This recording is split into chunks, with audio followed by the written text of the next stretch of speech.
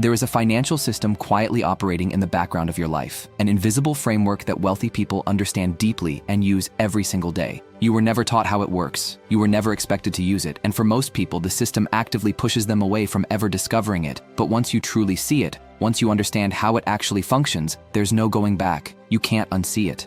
Previously, we uncovered how owners and workers live under two completely different financial rulebooks, especially when it comes to money and taxes. And here's the part that almost no one explains.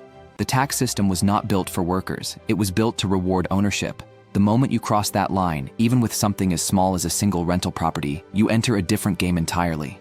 Today, I'm going to walk you through the owner's playbook, not the surface-level advice, but the underlying system the wealthy use to not only build wealth, but to preserve it indefinitely and compound it across generations in ways most people never imagine are possible. And when you combine this playbook with a specific feature of the tax code we'll discuss today, you unlock what I call the zero-tax snowball, a mechanism that allows wealth to grow faster than it can be taxed. Let's get straight to the core idea. Wealthy people do not build wealth by selling the assets that make them money.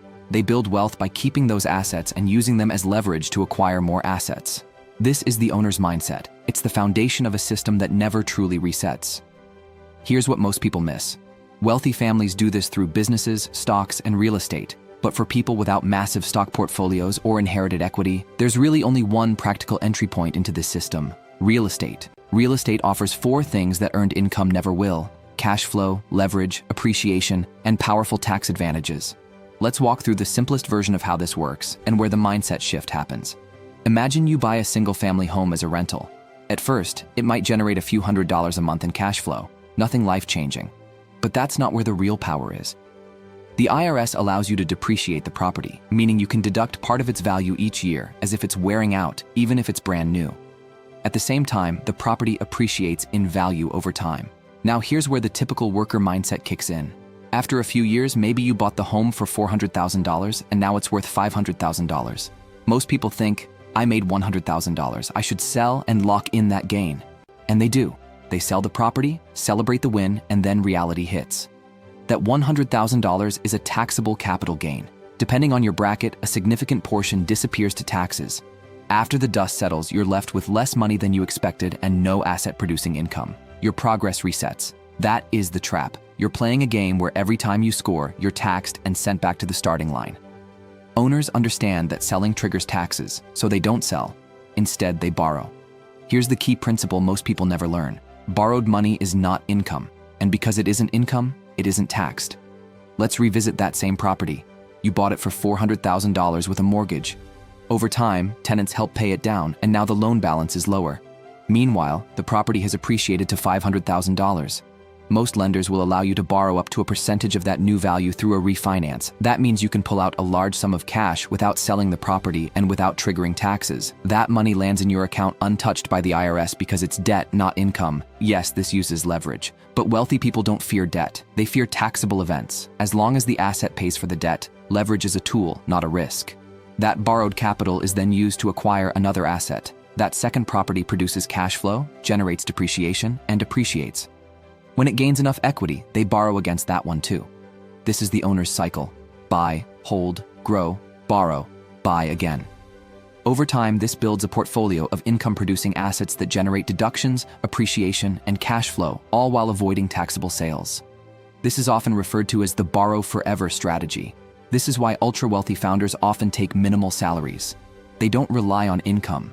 They borrow against appreciating assets to fund their lifestyle and ventures, avoiding massive tax bills. When those assets are passed down, heirs often receive them with adjusted tax bases, wiping out decades of gains for tax purposes. It's not illegal, it's fully permitted, and it has existed for generations. For a long time, this system felt unreachable to everyday earners. Workers were trapped in a cycle of earning, getting taxed, and spending what remained. Year after year, a large portion of their effort disappeared before it could ever be compounded. The difference wasn't intelligence or effort, it was access. Access to ownership, access to strategy. And here's the critical insight. Real estate is the one vehicle that allows ordinary earners to step into this system. It doesn't require stock options or millions in capital. It requires understanding the rules.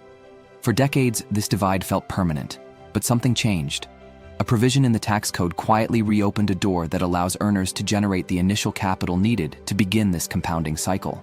The key lies in how short-term rentals are treated for tax purposes. When you actively manage a short-term rental and materially participate in its operation, the IRS treats it differently from traditional long-term rentals. That distinction changes everything.